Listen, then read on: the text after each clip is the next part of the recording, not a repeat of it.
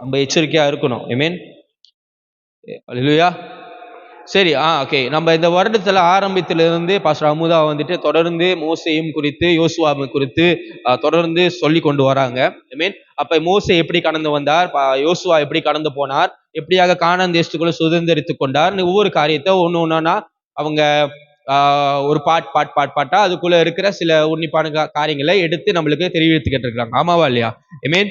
So இப்ப நானும் வந்துட்டு இங்கிருந்து எங்கேயும் ஜம்ப் பண்ணாம அதுக்குள்ள இருந்து போறேன். ஆனா ஆஹ் எந்தெந்த காரியத்தை குறித்து நான் பேசுறேனோ அது கொஞ்சம் டீப்பா இருக்கும். ஆமென். சரிங்களா?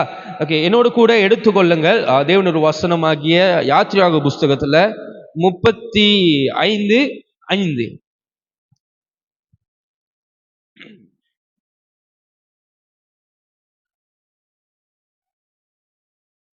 35:5. எனக்கு ஒருத்தங்க எனக்கு உதவி செய்யுங்க. ப்ளீஸ் லேப்டாப்ல வந்துட்டு தேவனோட வார்த்தை பைபிள்ல போடுங்க. பைபிள் இல்லாதவங்க பார்க்கலாம் சீக்கிரம்.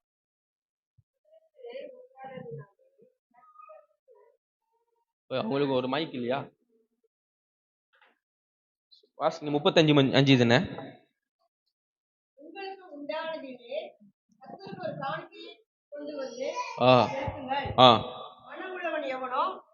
அவன் அதை கொண்டு வரட்டும். கர்த்தருக்கு செலுத்து காணிக்கைகளை என்னவென்றால் பொன்னும் வெள்ளியும் வெங்கலமும். தொடர்ந்து வாசிங்க. 6, 8. இளநீலும் 10 வரைக்கும். இரத்தபாரனும் சிவப்பு நூலும் மெல்லிய பஞ்சி நூலும் வெள்ளையிட்ட மயிரும் சிவப்பு தீர்ந்த ஆட்டுக்குட்டியத்தோட தாகத்தோடும்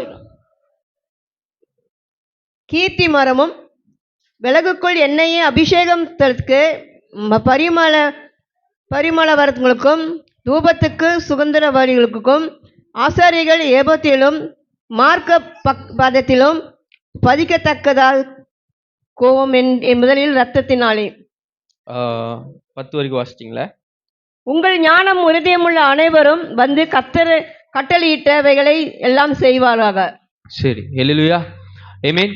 சரி, இந்த இடத்துல மோசே வந்துட்டு என்ன பண்றாருன்னா, அதாவது ஜனங்கள்கிட்ட போயிட்டு சில கர்த்தர் சொன்ன காணிக்கைகளே போய் கேட்கிறார்.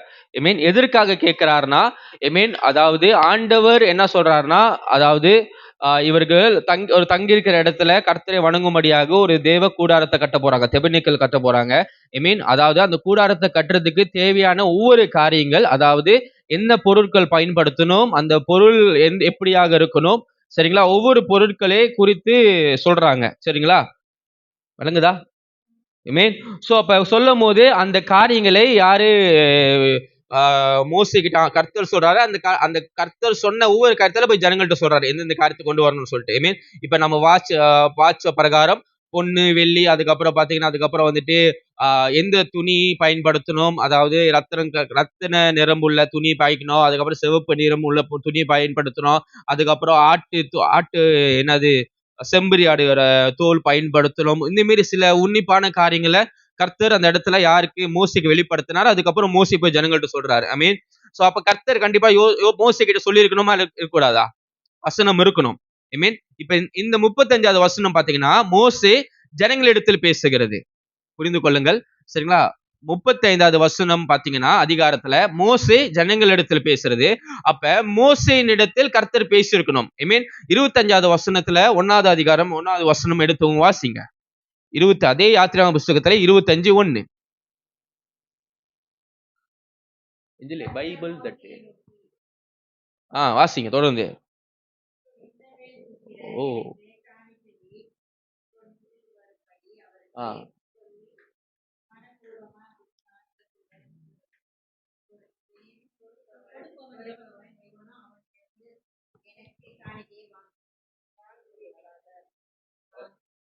கொஞ்சம் வாசிங்க கீழே தொடர்ந்து, அப்பதான் தெரியும்.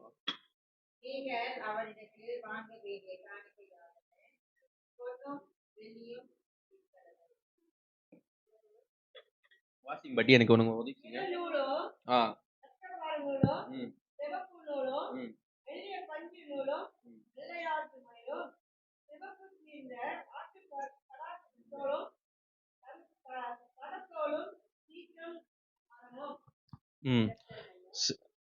விளக்கெண்ணெயிலிருந்து வாங்க அபிஷேக தைலம். ம் தூப ம் ம்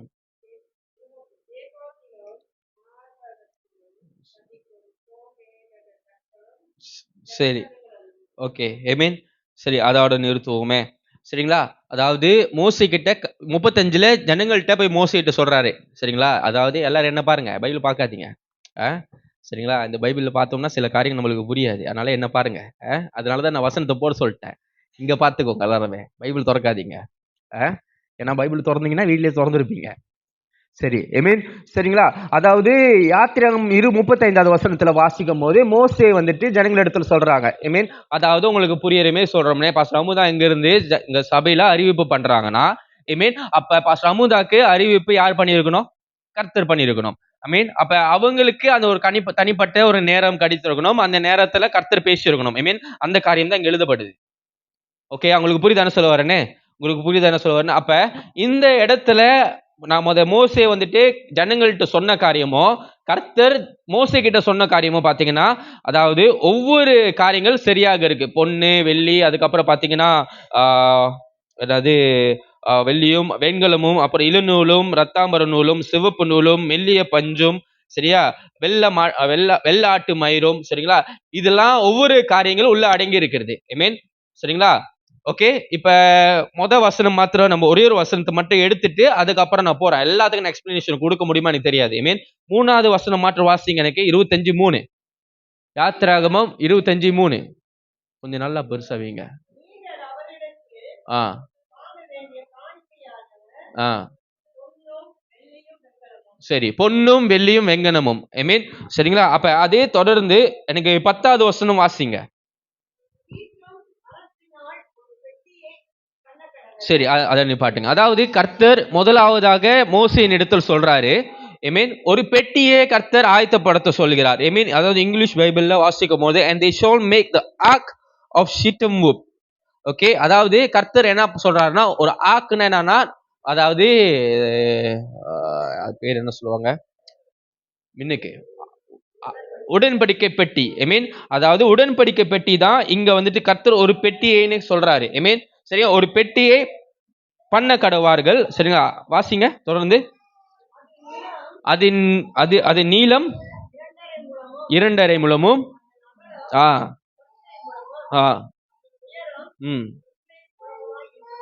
சரி, அதாவது ஒரு பெட்டியை ஆண்டு கட்ட சொல்றாரு. அந்த பெட்டிக்கு எவ்வளவு நீட்டு, எவ்வளவு உயரம், எவ்வளவு கட்டை, எவ்வளவு எல்லாமே ஆண்டு கொடுக்குறாரு. அதாவது ஒரு எப்படின்னா ஒரு ஒரு வரைபடத்தை கர்த்தர் காட்டுறார். ஐ மீன் சரிங்களா? 11வது வசனம் வாசிங்க. ஏன்னா மெயினான என்னோட பிரசங்கமே 3வது அதிகாரம் 3வது வசனமும் 11 தான். 11 வாசிங்க.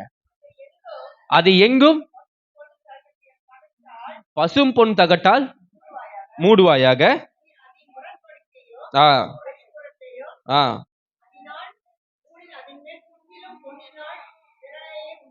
சரி, ஐ மீன் சரியா, அதாவது ஆண்டவர் சொன்ன காரியத்தை பொண்ணுனா பெண் அல்ல.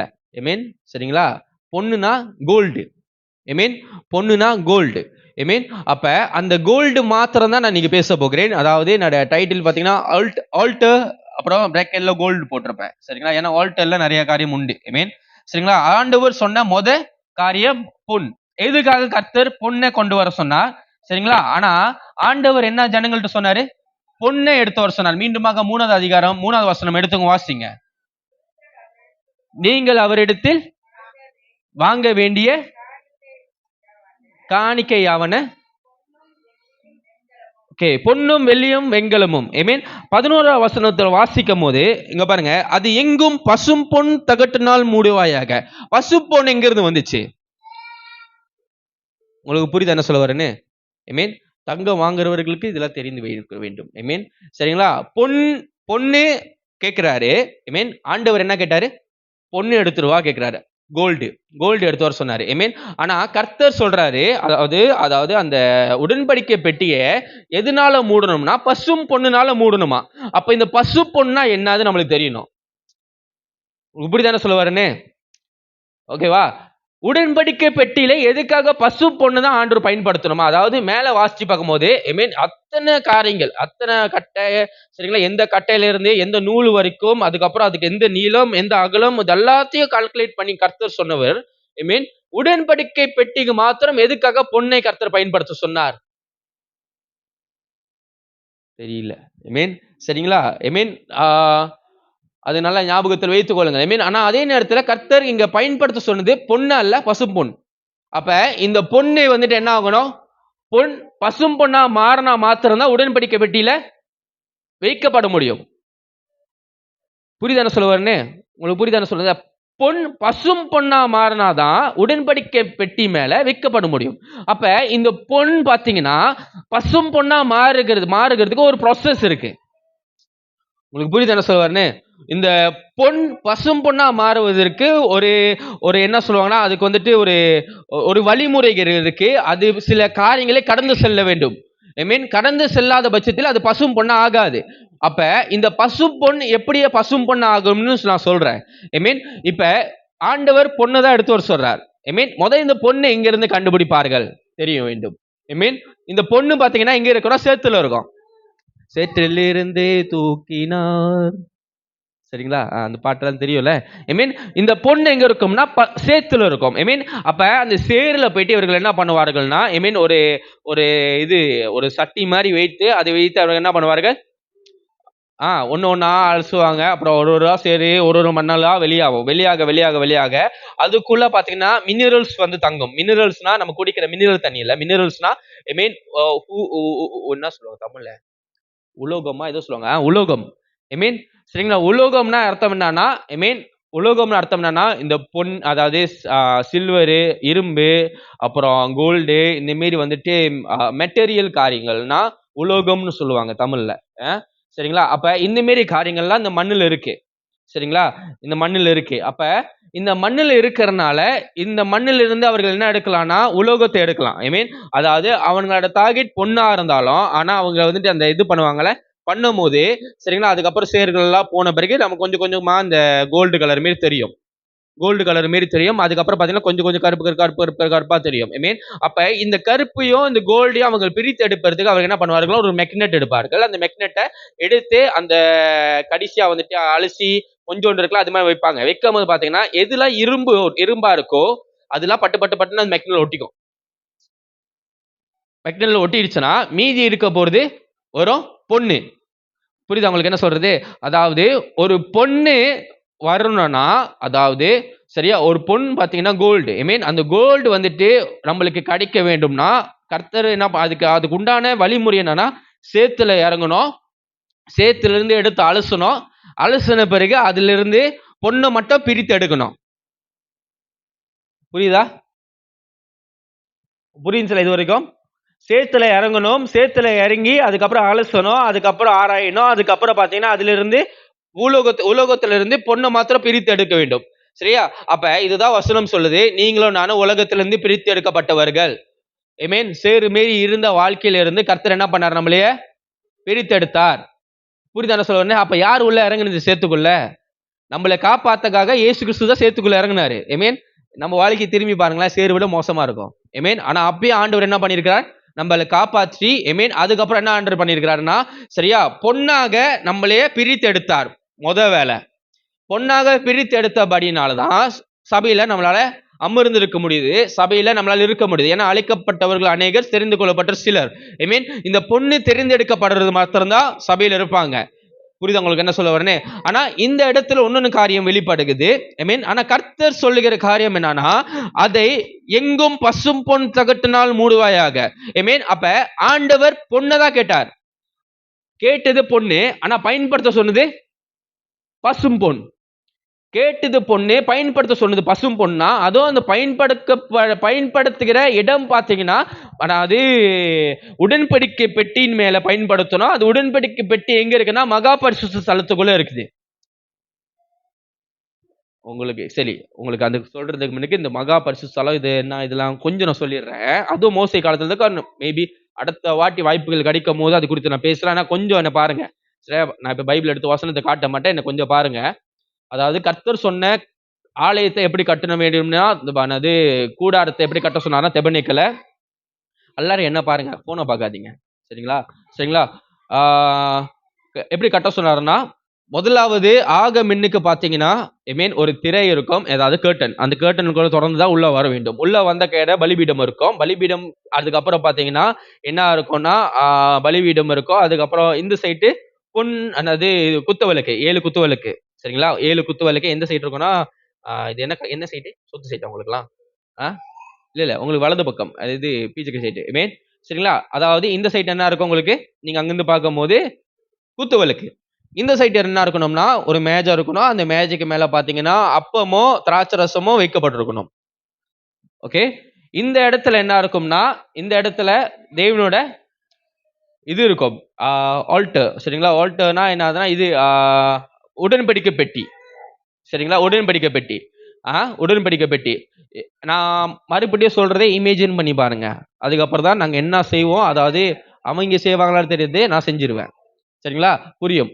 ஓகேவா, முதலாவது வாசல் இருக்கும். வாசல் முன்னுக்கு பாத்தீங்கன்னா இங்க பலிபீடம் இருக்கும். பலிபீடம்க்கு அப்புறம் இங்க 7 குத்துவிளக்கு இருக்கும். இங்க வந்துட்டு என்ன இருக்கும் சொல்லுங்க, அப்பமோ திராட்சரசமும் இருக்கும் மேஜை மேல. இங்க உடன்படிக்கை பெட்டி இருக்கும்.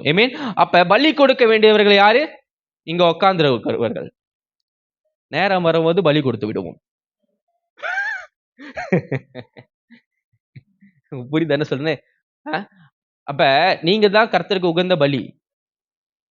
புரியுது என்ன சொல்ல வரனே, நீங்க தான் கர்த்தருக்கு உகந்த பலி. அப்ப இந்த பலி சுத்தமா இருக்கிறத வேலை யார் வேலை, இங்க இருக்கிற ஊழியக்காரனோட வேலை, ஆசாரியனோட வேலை. ஏன்னா பலி வந்துட்டு சும்மா எடுத்து கொடுக்க முடியாதுல்ல. சரிங்களா, இதெல்லாம் உள்ள அடங்கி இருக்கிறது காரியங்கள். சரிங்களா, நான் அதுக்கு போகல, நேரம் ஆகுது. சரிங்களா, நான் மறுபடியும் இந்த பசும் பொண்ணுக்கு வரேன். பசும் பொண்ணுக்கு வருகிறேன். அப்ப ஆண்டவர் முதலாவது உலர்ந்த சேற்றிலிருந்து நம்மளை என்னது பொண்ணாக விளங்கும்படியாக அந்த பொண்ணை மட்டும் பிரித்து எடுக்கிறாரு. இப்ப இந்த பொண்கள் எங்க உட்கார்ந்துருக்குன்னா சபைக்குள்ள உட்கார்ந்து இருக்கிறாங்க.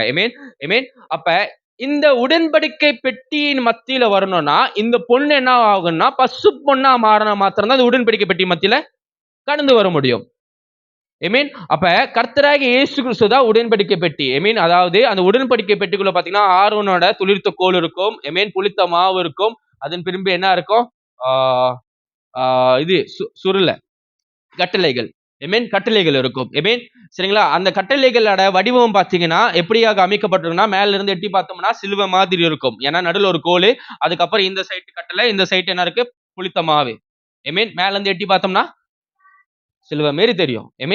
சரிங்களா, அப்ப இதுக்கெல்லாம் பாத்தீங்கன்னா ஆண்டவர் எழுதப்பட்ட காரியம். இப்ப அநேக நேரத்துல அதாவது ஊழியம் செய்பவர்களும் இருக்கட்டும், அதே நேரத்துல கர்த்தருக்காக ஏதாவது வைராக்கியம் ஆண்டவர் ஏதாவது செய்யணுமா இருக்கட்டும், நம்மளுக்கு என்ன பிரச்சனைனா சரிங்களா அப்ப புஷ்னு போயிடுவோம்.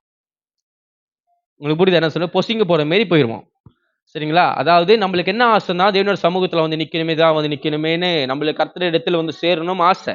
கர்த்தரிடத்தில் சேருவான், அப்புறம் உங்களிடத்தில் கர்த்தர் சேருவார் வசனம் இருக்குல்ல. அப்ப நம்ம கர்த்தரிடத்தில் சேரணும்னு ஆசை இருக்கு. ஆனா கர்த்தரிடத்தில் சேருவதற்கு முன்பதாக சரிங்களா அதுக்கு ஒரு ப்ரொசஸிங் இருக்கு.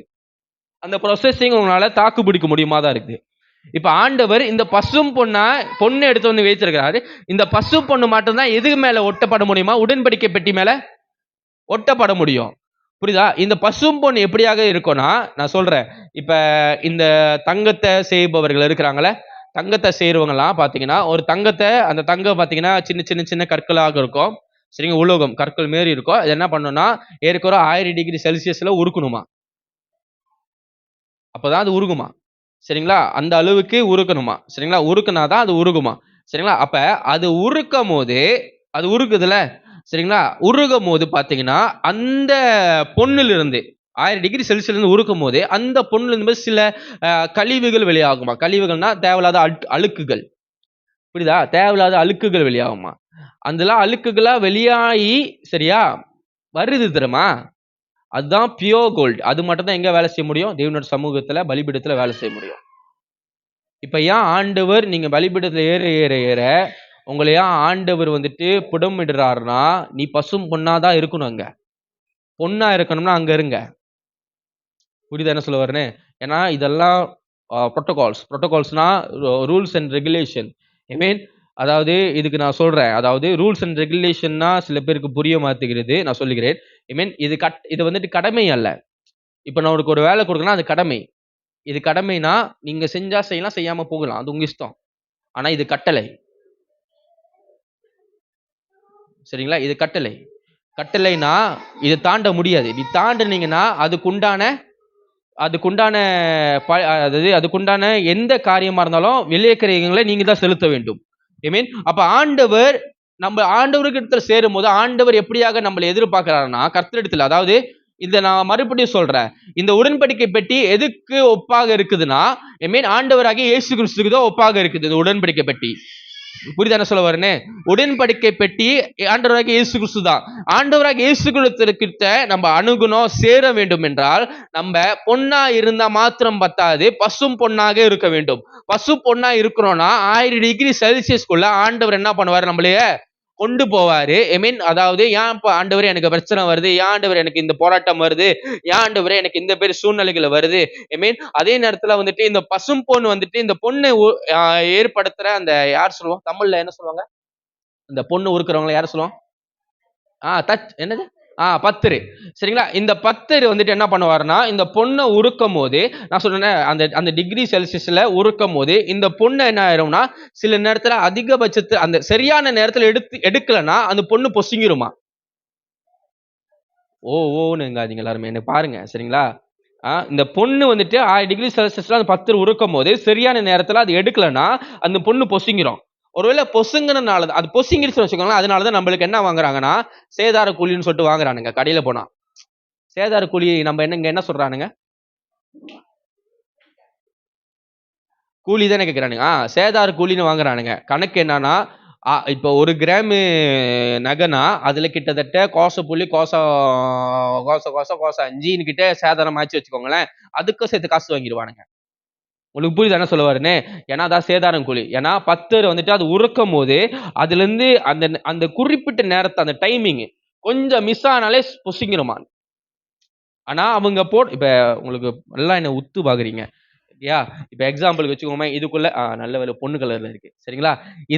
இதுக்குள்ள ஒரு பொண்ணு என்ன இருக்குன்னா அந்த அந்த தூவர்கள் இருக்குன்னு வச்சுக்கோமே, தூள் மாரி இருக்கிற காரியம் இருக்குன்னா இதை முதல்ல என்ன பண்ணுவானுங்க, எடுத்து 1 கிராம்ல தீமாங்க பண்ணுவானுங்க.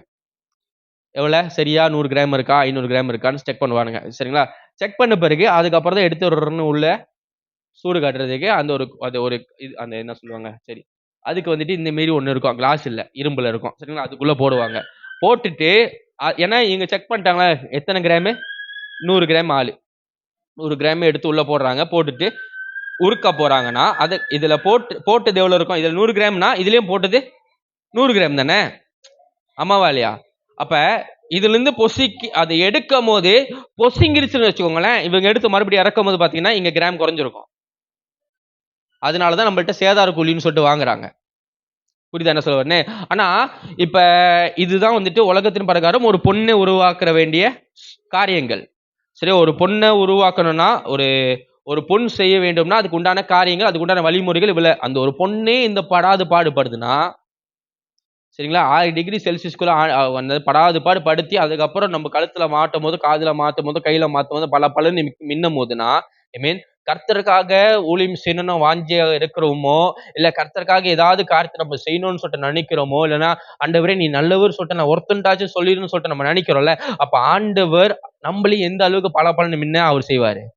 எந்த அளவுக்கு நம்ம பலன்னு மின்னணுமோ அந்த அளவுக்கு பலர்னு அடி வாங்கணும். சரிங்களா? சரிங்களா? அப்ப அதுக்கு அர்த்தம் என்னன்னா, இங்க பசும் பொண்ணாக ஆண்டவர் நம்ம இந்த உடன்படிக்கை மத்தியில கொண்டு வந்து நிப்பாட்டணும். அதுக்கு மேல அந்த அட்டையை ஒட்ட வேண்டும்னா பசு பொன் அட்டையை ஐ மீன் அப்ப நீங்களும் நானும் சரிங்களா எப்படியாக அந்த பொண்ணு வந்துட்டு 1000 டிகிரி செல்சியஸ்குள்ள நெருப்புக்குள்ள என்ன ஆகுது, சோதிக்கப்பட்டு ஐ மீன் அதுக்குள்ள இருந்த கழிவுகளை கொஞ்சம் வெளியான பிறகு ஐ மீன் சரியான நேரத்துல எடுக்காத பட்சத்துல பொசுங்கி போதுல. சரிங்களா? அதே மாரி நம்ம ஆண்டவருக்குள்ள வரணும்னு எதிர்பார்க்கிறோம். கர்த்தராகிய இயேசு கிறிஸ்து, ஆண்டவரே உமக்காக ஏதாவது ஊழியம் செய்யணும், ஆண்டவரே உங்களுக்காக ஏதாவது காரியத்தை செய்யணும் நம்ம ஆசைப்பட்டு வருகிறோம். ஆமென். ஆனா வருகிற நேரத்துல ஆண்டவர் சொல்ற காரியத்தை சில நேரங்கள்ல நம்ம கீழ்ப்படியாத நிமித்தமாக நம்மளுடைய ஆண்டவர் என்ன பண்ணுவார், நம்ம வந்துருவோம், உள்ள வந்துட்டு ஆண்டவர் தூக்கி என்ன பண்ணிடுவார், தூக்கி அந்த 1000 டிகிரி செல்சியஸ்குள்ள போட்டுருவாரு. ஆமென். ஆனா வந்துட்டு சில நேரங்கள்ல கர்த்தர் சொன்ன நேரத்துல, கர்த்தர் சொன்ன காரியத்துல நம்ம செயல்படாத பட்சத்துல கர்த்தர் சொல்லுவாரு, இப்ப போதும்னு சொல்லுவாரு, நிப்பாட்டுன்னு சொல்லும் போது, இல்ல ஆண்டவரே நான் போவேன்னு நினைப்போம். போகன்னு நினைக்கிறதுனாலதான் நம்ம வாழ்க்கை பொசுங்க போகுது. சில நேரத்துல பொசுங்க போற காரியம் நம்ம குடும்பங்களா இருக்கட்டும், படிப்பா இருக்கட்டும், நம்ம வேலையா இருக்கட்டும், ஒவ்வொரு காரியங்களும் இதுக்கு அர்த்தம் என்னன்னா, ஆண்டவர் சில நேரத்துல நம்மகிட்ட உணர்த்துகிறார். என்ன உணர்த்துறாரா, இந்த நேரத்துல இந்த காரியத்தை செய், இந்த நேரத்துல இந்த காரியத்தை செய்யணும்னு சொல்லும் போது அந்த காரியத்தை நம்ம வந்துட்டு விட்டு கொடுக்காத பட்சத்துல நம்ம வாழ்க்கை பொசுங்கப்படும். ஆமென். ஆமென். ஆனா இன்னொன்னு காரியத்தை நான் சொல்றேனே, ஆமென். ஆனா நம்மளோட வாழ்க்கையை முழுமையாக கர்த்தாவே, நான் எனக்கு என்ன செய்யணும் எனக்கு தெரியல, நான் என்ன பண்ண போறேன் எனக்கு தெரியல, என் வாழ்க்கையை நம்ம சமூகத்துல ஒப்பு கொடுக்குறேன், நீங்க என்ன பண்றீங்களோ ஆமென், நீர் தான் குயவன், நீங்க தான் எனக்கு பத்திர, நீங்களே உங்க இஷ்டத்துக்கு எனக்கு எப்படி வேணா செய்யுங்கன்னு சொல்லிட்டு கர்த்தர் இடத்துல ஒப்பு கொடுக்கும் போது ஆமென், நம்ம 1000 டிகிரி செல்சியஸ்குள்ள நம்ம உள்ள கடந்து போனாலும் சரியா, அந்த பொண்ணு உருகி சரியா, அந்த பொண்ணு உருகும் போது சரிங்களா, நம்ம சொன்ன அதுக்கு முன்னாடி சேதாரம் ஆகும்னு சொல்லிட்டு, ஆனா ஆண்டவர் கையில இருக்கும் போது அவருக்கு தெரியும் எந்த நேரத்துல நம்ம நிப்பாட்டணும், எந்த நேரத்துல நம்ம தூக்கணும்னு தெரிஞ்சனால அவரை சரியான நேரத்துல தூக்குவார். நமக்கு வாழ்க்கையில பொசுங்காது எந்த இடத்துலயும். ஆமென். எந்த இடத்துலயும் பொசுங்காது. நம்மளுக்கே அநேக இடங்கள்ல பாத்தீங்கன்னா, குடும்பத்திலேயே பாத்தீங்கன்னா, எந்த இடத்துல பாத்தீங்கன்னா சரிங்களா, நம்ம பாஷையில சொன்னோம்னா கருவின வாடை அடிக்குதுன்னா நம்ம இந்த மாதிரி காரியம் தான். ஆமென். சரிங்களா, அதாவது ஏதாவது இடத்துல பார்க்கும் போது ஆமென், நம்மளுக்கு என்னடா இது வாழ்க்கை நல்லாவே இல்லை, என்னடா நம்ம பண்ணோம், ஆண்டவருக்காக செய்தோம் இல்லன்னு இல்ல, ஆனா ஆண்டவருக்காக செய்த காரியங்களை ஆண்டவர் சொன்ன மாதிரி செய்தோமா தான் இருக்கு.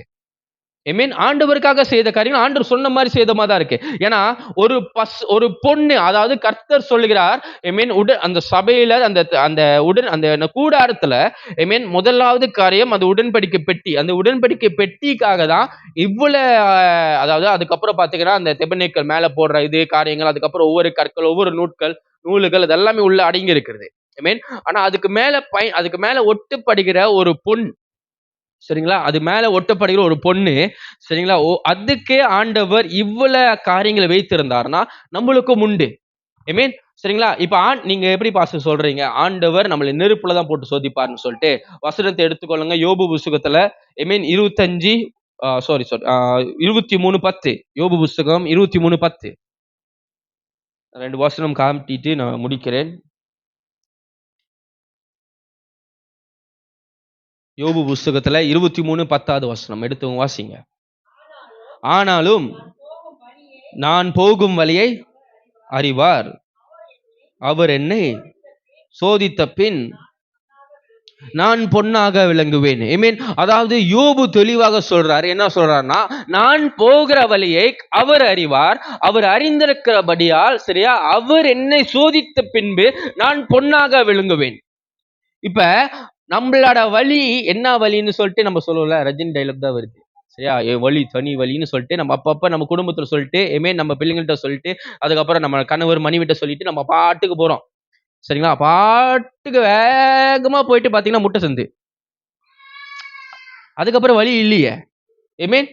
ஆனா கர்த்தர் சொல்றாரு, இங்க பாருங்க, யோபு தெளிவாக கர்த்தரை குறித்து ஒரு காரியத்தை சொல்றாரு, நான் போகிற வழியை கர்த்தர் அறிகிறார், அறிவார், அவர் என்னை சோதித்து பின் நான் பொன்னாக விளங்குவேன். ஒருவேளை நீங்க பொன்னாக விளங்கணும்னா நீங்க சோதிக்கப்பட வேண்டும்.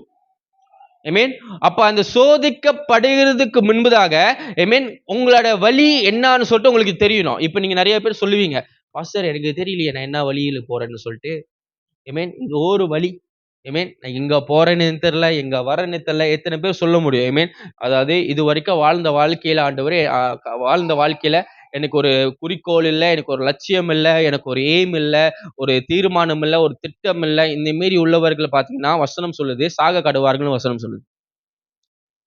ஆமென். ஆமென். நம்ம வாழ வேண்டிய வாழ்க்கைக்கு ஆண்டவர் சொல்றாரு, நீ வாழ்ற ஒரு வாழ்க்கைக்கு நீ எங்க போய் உன்னோட இலக்கு என்ன உனக்கு தெரியணும். அப்போஸ்தலர் பவுல் சொல்றாரு, நான் ஒரு இலக்கை வைத்திருந்தா அந்த இலக்கை நோக்கி நான் ஓடுனா அந்த ஓட்டத்தை ஓடி முடிச்சிட்டேன்னு சொல்றாரு. ஆமென். அப்ப படிக்கிற பிள்ளைங்களுக்கு உங்களோட இலக்கை நான் நல்ல ஒரு தேர்ச்சி எடுக்கணும். வேலை செய்யறவங்களுக்கு இந்த வருடத்துக்குள்ள இந்த காரியத்தை நான் செய்து முடிக்க வேண்டும். மீன் அதாவது ஊழ்மை செய்வர்களுக்கு இந்த வருடத்துக்குள்ள எந்தெந்த காரியத்தை கர்த்தர் சொல்ற காரியத்தை எந்த காரியத்தை நான் செய்து முடிக்க வேண்டும் சொல்லிட்டு ஒரு இலக்கு இருக்குல்ல. ஒரு இலக்கே இல்லாம போற வாழ்க்கையில, அதாவது சொல்லுவோமே போற போக்குல போவோமே, போற போக்குல போகிற வாழ்க்கை கிறிஸ்துவ வாழ்க்கை அல்ல. கிறிஸ்துவத்துக்கும் அதாவது நம்ம கிறிஸ்துவத்துக்குள்ள இருக்கணும்னா கிறிஸ்துவம்னா என்னன்னு ஏற்கனவே நான் சொல்லியிருக்கிறேன். கிறிஸ்து என்ற அர்த்தம் என்னன்னா அபிஷேகப்பட்டவர்கள் என்ற அர்த்தம். கிறிஸ்துவர்கள் என்ற அர்த்தம் என்னன்னா நம்மளாம் அபிஷேகப்பட்டவர்கள் என்ற அர்த்தம். சரிங்களா? ஏசு கிறிஸ்துவனை ஏன் வந்துச்சுன்னா ஏசு அபிஷேகம் பண்ணப்பட்டவர்னாலதான் நான் ஏற்கனவே ஒரு வாட்டி சொல்லியிருந்தேன். அப்ப இந்த இடத்துல நான் வாசிக்கும் போது யோபு சொல்றாரு, என்னை பொன்னாக விளங்கும்படியாக அவர் என்னை சோதிப்பார்னு வசனம் வருது. அநேக நேரத்துல நம்ம கர்த்தர் நம்மளை சோதிக்கும் போதோ சரி, ஏதாவது காரியத்தை நம்ம பண்ணும் போது புடமிடும் போதோ சரி, நம்மளுக்கு என்ன ஒரு இதுனா ஒரு காரியம்னா, எப்படி என் வாழ்க்கையில கர்த்தர் அதை அனுமதிக்க முடியும்? நான் கர்த்தருக்காக தானே செய்தேன், எப்படி கர்த்தரையும் வாழ்க்கையில இதை அனுமதிக்க முடியும்? உங்க வாழ்க்கை உங்க கையில் இல்லாத பட்சத்துல எப்படி இதெல்லாம் நீங்க பேச முடியும்? நம்ம வாழ்ற வாழ்க்கை நம்ம கையில் இல்லையே. இத்தனை பேர் சொல்ல முடியும், நாளைக்கு காலைல எழுஞ்சானே நல்லா இருப்பேன்னு சொல்லிட்டு. இது தெரியாதுல்ல, அம்மாவா இல்லையா? நம்மளால வாழ்க்கையில என்ன பண்ண போறோம் நம்மளுக்கு தெரியாதுல்ல. அப்ப ஒன்னு வசனத்தை நான் உங்களுக்கு எடுத்து காட்டுறேன். 1 பேதுரு 1:7 வாசிங்க. 1 பேதுரு 1:7 நான் முடிக்கிறேன்.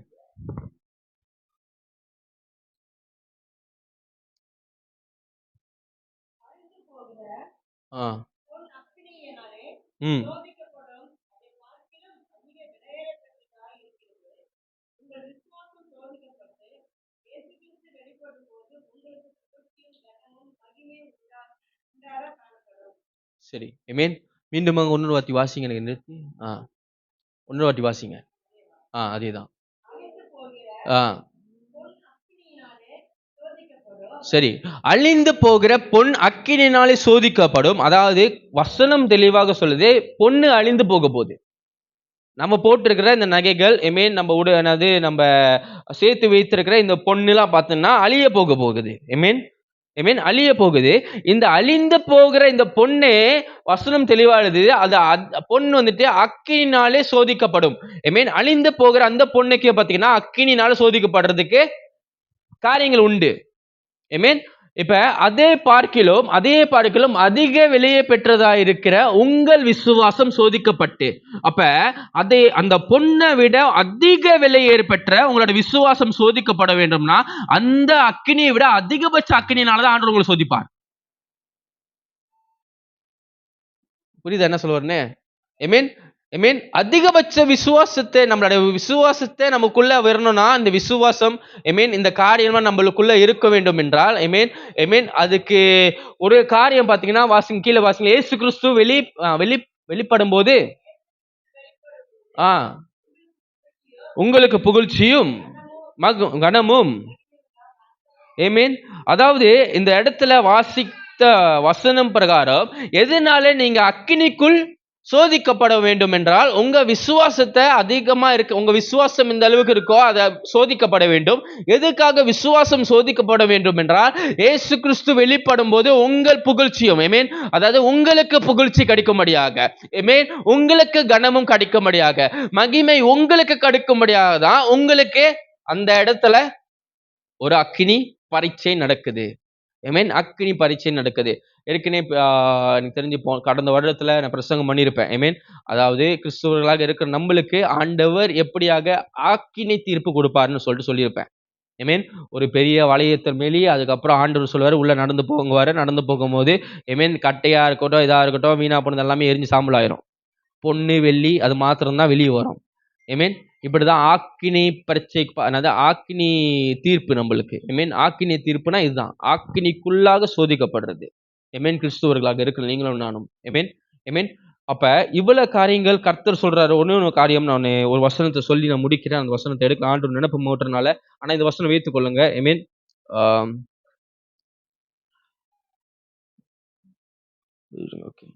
ஓகே, எபிரேயர் புஸ்தகத்துல 12வது அதிகாரம் 1வது வசனம் எழுதி வைத்துக்கொள்ளுங்க. அந்த வசனம் வைத்துக்கொள்ளுங்க. நான் மீண்டுமாக சொல்றேன், அழிந்து போகிற எல்லாம் என்ன பாருங்க, எழுதி வைத்துக்கொள்ளுங்க. என்ன பாருங்க, சரிங்களா?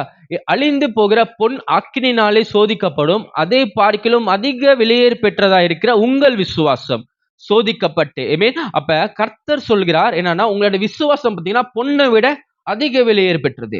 எத்தனை பேர் விசுவாசத்தினால பொண்ணு வாங்கியிருக்கீங்க? புரியல தமிழ். ஆமென். எத்தனை பேர் விசுவாசத்து நிமித்தமா உங்க பொண்ணு வாங்கியிருக்கீங்கன்னா, நானு கர்த்தர் ஆண்டவரே நான் விசுவாசிக்கிறேன், எனக்கு இந்த நாள்ல நீங்க எனக்கு பொண்ணு வாங்கி கொடுப்பீங்க. ஆண்டவரே இந்த நேரத்துல எனக்கு இந்த காரியத்தை நீங்க செய்து வைப்பீங்க. ஆமென். புரியுது என்ன சொல்றேன்னு? இப்ப பொண்ணு வாங்கினா பொண்ணோட விலை எவ்வளவு? மதிப்பு எவ்வளவு? இப்ப 650, 615 வெள்ளி.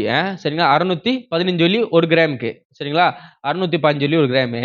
சரிங்களா? இப்ப உங்களுக்கு புரியுற மாதிரி சொல்றேனே, ஒரு பொண்ணு வாங்கினா என்ன கொடுக்கணும்? 615 வெள்ளி கொடுத்தாதான் ஒரு கிராம் பொண்ணு வாங்க முடியும். ஐ 615 வெள்ளி கொடுத்தாதான் ஒரு கிராம் பொண்ணு வாங்க முடியும். சரிங்களா? ஆனா வசனம் சொல்லுது, அந்த பாருங்க, அதே பார்க்கிலும் அதிக வெளியேறு பெற்றது. அதாவது அந்த பொண்ணு விட காஸ்ட்லி என்னன்னா உங்களோட விசுவாசம். ஆமென். அப்ப அந்த விசுவாசத்தை வச்சு உங்களால பொண்ணே வாங்க முடியும்னா உலகத்துல எது வேணா வாங்கலாம். ஆமென். புரியுது உங்களுக்கு என்ன சொல்றதுன்னு? ஆமென். பரலோகத்தோட கரன்சி, அதாவது இந்த உலகத்தின் பிரகாரம் பாத்தீங்கன்னா நம்மளோட மலேசியா கரன்சி இப்பதான் வந்து ஏறி இருக்கு. ஆமென். சிங்கப்பூர் பாத்தீங்கன்னா இப்ப வந்துட்டு அந்த பொண்ணோட விலை இல்ல 650, சிங்கப்பூர் விலை இல்ல தெரியல. சரியா? உங்களுக்கு புரிய மாட்டேது. சரிங்களா? 600 வெள்ளிக்குன்னா அங்க $200. நமக்கு 600 வெள்ளி கட்டி வாங்குறது அவன் $200 கட்டி வாங்குவான். சரியா? இப்ப நம்ம மொழியில பேசுவோமா, அவன் நம்ம 600 வெள்ளிக்கு வாங்குவான், அவன் 200 வெள்ளிக்கு வாங்குவான். அமெரிக்காக்காரன் எவ்வளவு வாங்குவான்? 130 வெள்ளிக்கு வாங்குவான் அதே கிராம. சரிங்களா? அப்ப இதுல எது வேறம் இருக்குன்னா அதுக்கு உண்டான மதிப்பு. புரியுது என்ன சொல்ல வரேன்? மதிப்பு. ஐ அந்த பொண்ணுக்கு உண்டான மதிப்பை காட்டிலும் வெளியேற பெற்றது எதுக்குன்னா விசுவாசத்துக்கு இருக்குன்னா, அந்த விசுவாசம் சோதிக்கப்படும். சோதிக்கப்படும் போது பாருங்க, இயேசு கிறிஸ்து வெளிப்படும் போது உங்களுக்கு புகழ்ச்சியும் கனமும் மகிமை உண்டாக காணப்படும். இவ்வளவு காரியங்களே கர்த்தர் உள்ள அடிக்க இருக்கிறார். கடைசியாக ஒரு வாசனம் எபிரேயர் புத்தகத்துல 12:1 வாசிங்க, முடிக்கிறேன். ஆகையால்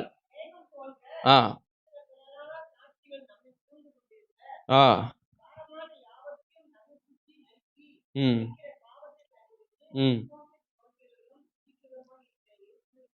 ம் ஆமென்.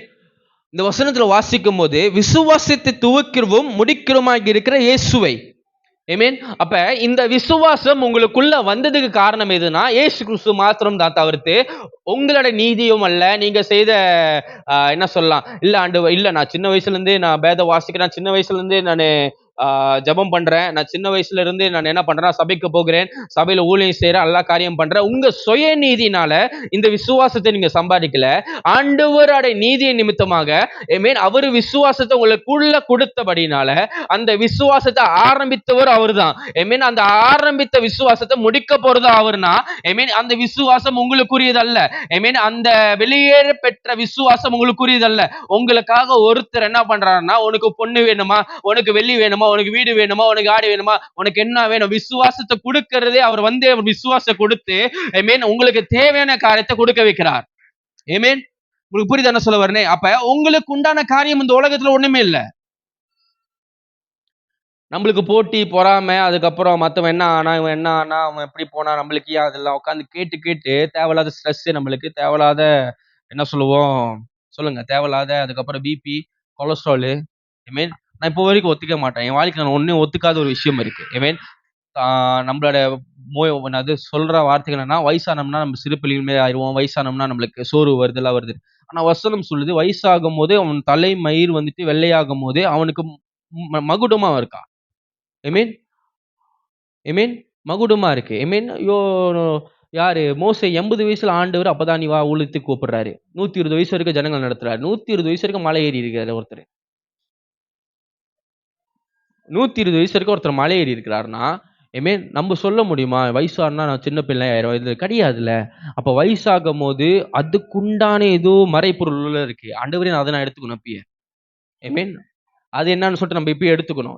எடுக்காத பட்சத்துல நீங்க சொல்லுங்க, உலகத்துல எந்த காரியம் அனுபவிக்காதபடிக்கு, ஒண்ணுமே இல்லாதபடிக்கு நம்ம வாழ்ந்து மடிந்து போகிறதுக்கு ஆண்டவர் நம்மளை அழிக்க கிடையாதுல்ல. ஐமீன் ஆண்டவர் நம்மளை அழிக்க கிடையாதுல்ல. மீண்டுமாக அந்த எபிரியர் புஸ்தகத்துல போடுங்களேன். எபிரியர் 12:1. அது மட்டும் நான் கொஞ்சம் டீகோட் பண்ணிட்டு நான் சொல்லி முடிச்சுட்டு போகிறேன். ஐமீன் எபிரியர் 12:1 வாசிங்க பாட்டி. ஆகையால் மேக போன்ற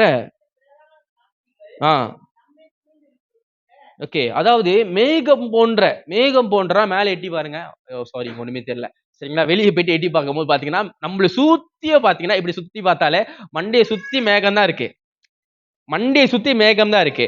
இந்த மண்டையை சுத்தி மேகம் போல நம்மளை சுற்றி சாட்சிகள் கர்த்தர் வைத்திருக்கிறாராம். ஆமென். நம்மளை சுத்தி சாட்சிகள் வைத்திருக்கும் போது வாசிங்க, பாரமான யாவற்றையும் நம்மை சுற்றி நெருக்கிற, அதாவது இங்க பாருங்க, பாரமான யாவற்றையும் கோமா இருக்கா? இங்க இருக்குல்ல, இருக்கு. கொஞ்சம் ஹைலைட் பண்ணு. சரியா, பாரமான யாவற்றையும், சரியா, நம்மை சுற்றி நெருக்கி ஹைலைட் பண்ண முடியாதா? இல்ல, அவ்வளவுதான். ஹைலைட். ஓகே, கீழே இருங்க. ஓகே, அதான் அந்த பாவத்தை தள்ளிட்டு இருக்கோம். சரிங்களா, பாரமான யாவற்றையும். எத்தனை பேருக்கு பாரமான காரியங்கள் இருக்கு வாழ்க்கையில? எல்லாம் தூக்கி எங்க பண்ணுங்கன்னா, சரியா, அது வச்சுக்கோங்க, பாரமான காரியங்கள். சரி, அதுக்கப்புறம் நம்மை சுற்றி நெருக்கிற, சரியா, பாவத்தையும் தள்ளி விட்டு. ஆண்டவர் சொல்லிட்டாரு, உன் பாவத்தை தள்ளி வச்சிரு, உன் பாரமான காரியத்தை தள்ளி வச்சிரு. ஏன்னா இது ரெண்டுத்தையும் வச்சு உங்களால ஒண்ணுமே பண்ண முடியாது. புரியுதா என்ன சொல்ல வரேன்னு? புரியுதா? இந்த பாவத்தையே வைத்தோ பாரமான காரியங்களை வைத்து நம்மளால ஒன்னத்தையும் வாங்க முடியாது. ஏன்னா அது விலையற்றது. ஐ மீன் விலையற்றதுன்னா அதுக்கு வேல்யூ இல்லை, அதுக்கு மதிப்பல்ல. மதிப்பல்லாத காரியத்தை பிசாசு சில நேரத்தில் நீ பாவம் செய்துட்ட, உனக்கு வந்துட்டு குடும்பத்தில் இவ்வளவு பாரமான காரியம் இருக்கு, எதுக்காக நீ இந்த காரியத்தை சரி, எதுக்காக கர்த்தருக்கு கொடுக்குற, எதுக்காக கர்த்தருக்கு ஒரு வெளி காணிக்க கொடுக்குறேன்னு சொல்லிட்டு பிசாசு பேசுவான். சரியா, நீ பேசுறான் 100 வெளி தான் போடுவேன்னு சொல்லிட்டு நம்ம போடணும். அதுதான் தள்ளி விடுதல் அர்த்தம். தள்ளி விடும்போது தான் விசுவாசத்தை துவக்கிற, சரியா, முடிக்கிறோமாக இருக்கிற இயேசுவை நோக்கி நமக்கு நியமிக்கிற ஓட்டத்தில் பொறுமையோடு ஓட கடவும். பொறுமையோடு ஓட கடவும்னா நிதானமா நிறுத்தி பொறுமையாக நம்மளுக்கு வேண்டிய காரியங்களை செய்து கொண்டு வேண்டும். நம்ம வேகமா குடுன்னு ஓடி போயிட்டு எத்தனை பேர் கப் எடுத்திருக்கீங்க? இல்லல்ல. இப்ப வேகமா நம்ம வாழ்க்கையில சில காரியத்தை செய்வோம், செய்து முடித்து நம்மளுக்கு திரும்பி பார்க்கும்போது நம்மளுக்கு ஒண்ணுமே இல்லாம இருக்கும். பிகாஸ் ஏன்னா கர்த்தர் சொல்றார் பொறுமையா போ, சில காரியங்களை பொறுமையா செய்ய வேண்டும். அதே நேரத்துல மீண்டுமாக ஊழியத்துக்குள்ள நம்ம சில காரியங்கள் நம்ம ஆசைப்படுறது தவறு கிடையாது. இந்த பலிபீடத்துல நிக்கும் போது அதாவது இந்த இடத்துல நிக்கும் போது பாத்தீங்கன்னா அக்கினினால புடமிடப்படுறதுனால இந்த இடத்துல அதிகபட்சத்துல அக்கினி இருக்கும். அதிகபட்ச அக்கினி இருக்கனால வசனம் சொல்லுது, அந்நிய அக்கினியை தூக்கிட்டு வந்துட்டு அவரோட சமூகத்துல போடக்கூடாது. ஏன்னா இங்க ஒரு அக்கினி எரியுது. இங்க ஒரு அக்கினி எரியுது. சரிங்களா, அப்ப கர்த்தர் வந்துட்டு நம்மளை இந்த இடத்துல நின்றுட்டோம்னாலே, சரியா, அக்கினினால ஆண்டவர் நம்மளை சோதிக்க ஆரம்பித்து விடுவார். அந்த அக்கினி எது வரைக்கும் கொண்டு போகணும், நம்மளை உருக்கி மெல்ட் ஆக்கி நம்ம என்ன பண்ணிடுறோம்னா, நம்மளை ஒண்ணுமே இல்லாம சுண்ணாம்பின்னமாக்கி, அதுல இருக்கிற சுண்ணாம்போ இருக்கட்டும், அதுக்குள்ள இருக்கிற சில தேவையில்லாத காரியங்களும் இருக்கும், அதெல்லாம் அகற்றி போடுற வரைக்கும் நம்மளை உள்ள ஆண்டவர் என்ன பண்ணுவாரு, பொன்னாக புடமிடுற வரைக்கும் அந்த அக்கினிக்குள்ள நின்றுதான் ஆக வேண்டும். இதுதான் புரோட்டோகால்ஸ். புரியுது என்ன வருதுன்னு? கர்த்தர் கொடுத்த சில நியதிகளை நம்ம செய்துதான் வேண்டும். செய்ய மாட்டேன் ஆண்டவரே சொல்ல முடியாது. செய்ய மாட்டேன்னு சொல்லிட்டு சொல்ல முடியாது. நான் உங்களுக்கு புரியுதுல என்ன சொல்ல வரேன்னு? இவ்வளவு காரியங்கள் கர்த்தர் வைத்திருக்கிறார். பொன்னாக நம்மளை ஆண்டவர் சேற்றிலிருந்து தூக்கி பொன்னாக விளங்கும்படியாக சபையில அமர வைத்தார். சபையில அமர்ந்திருக்கிற பொன்னாக அமர்ந்திருக்கிற நம்மளையே கர்த்தர் என்ன பண்றாருன்னா, சரியா, பசும் பொன்னாக திகழும்படியாக அவர் சில காரியங்கள் அக்கினிக்குள்ள சோதிக்கப்பட்ட பின்பு ஆண்டவர் நம்மளை எங்க கொண்டு வந்து நிப்பாட்டியிருக்காருன்னா, அந்த மகா பரிசுத்த ஸ்தலத்துல நிப்பாட்டி இருக்கிறார். இப்ப மகா பரிசுத்த ஸ்தலத்துல நம்ம நிக்கிறோம்னாலே, நம்ம பசும் பொண்ணா இருக்கிறோம். அப்ப அர்த்தம் என்னன்னா, நம்ம அநேகர்களுக்கு இங்க என்ன ஜொலிக்க ஆரம்பிப்போம்.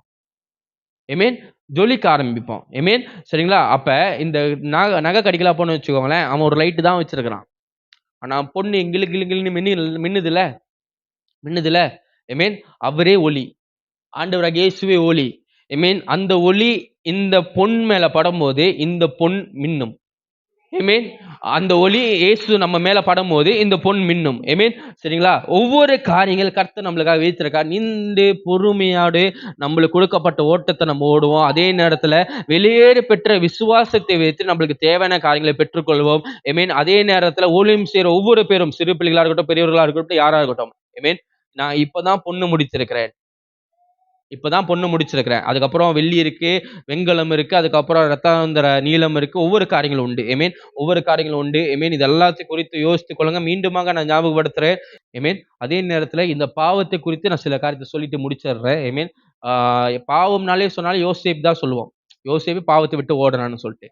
ஐமீன், ஆனா அவன் பாவத்தை விட்டு ஓடும் போது அவன் ஒரு ஸ்டேட்மெண்ட் சொல்லியிருப்பான். ஐமீன், அவர் வந்துட்டு ஒரு வார்த்தை சொல்லியிருப்பார். அந்த வார்த்தை என்ன, வீட்டுல போய் படித்து பாருங்க, நான் சொல்றேன்.